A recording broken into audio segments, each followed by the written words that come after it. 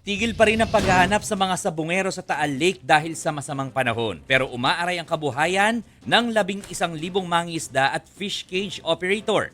Narito ang report ni Rainiel Pawid. Magdadalawang linggo nang inaalat ang kita ng mangingisdang si Francisco Agoho. Mula yan, ang isiwalat ni alias Totoy na tapunan umano ng nawawalang sabungero ang Taal Lake. Nabawasan ang mga bumibili ng isdang huli sa lawa. Siyempre, makikita yung kinukuha mga buto, di nakukuha. Nagugunig-gunig ika na may baka at pinakapangain. Pero galing ho yun sa kuha sa loob ng cage. Sa ngayon, may inilalatag na tulong pinansyal ang provincial government para sa mga mangingisda.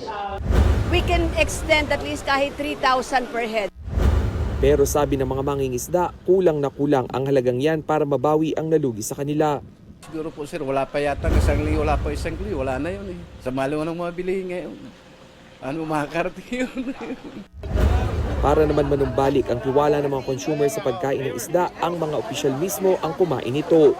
Yung tawilis po halimbawa, siya po ay tinatawag natin na planktivores. Ibig sabihin ang kanyang kinakain ay planktons.